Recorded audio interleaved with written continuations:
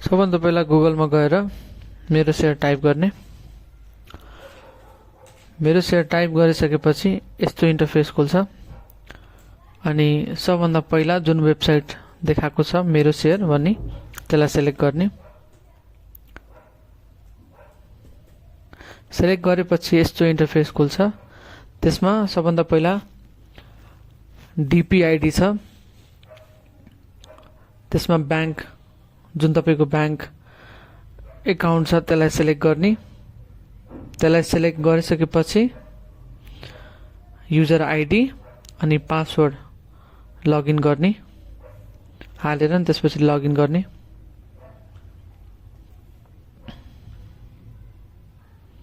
Login गरिसकेपछि सबभन्दा पहिला ड्यासबोर्ड, त्यसपछि माई डिटेल्स, माई सेयर अनि हामीले सेयर एप्लाई गर्ने भनेको माई एएसबीए मा गएर क्लिक गरेर अनि त्यसपछि त्यहाँ सेयर एप्लाई गर्ने। यसमा हाम्रो सोलु हाइड्रो लिमिटेड अहिले सेयर ओपन खुलाएको छ, त्यसमा गएर एप्लाई गर्ने। एप्लाई गर्नको लागि हामीले सबभन्दा पहिला बैंक सेलेक्ट गर्नुपर्छ।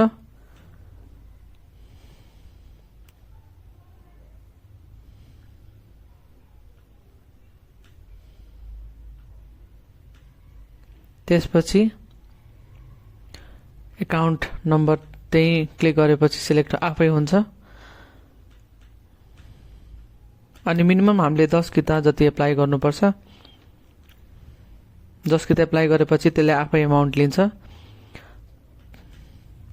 अनि तल चाहिँ सीआरएन नम्बर जुन बैंकले प्रोभाइड गरेको हुन्छ त्यो यसमा हाल्ने अनि यो टिक भन्ने छ त्यसमा टिक गर्ने।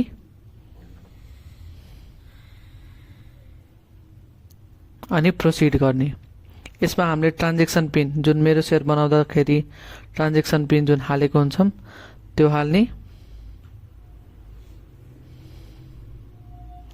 अनि फाइनली मेरो सेयर एप्लाई भयो।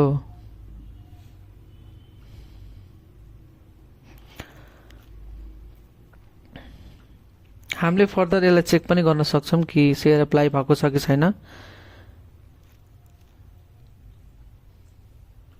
एप्लिकेसन रिपोर्टमा गएर त्यसमा सोलु हाइड्रो लिमिटेड भनेर एप्लाई हामीले गरेको छौं।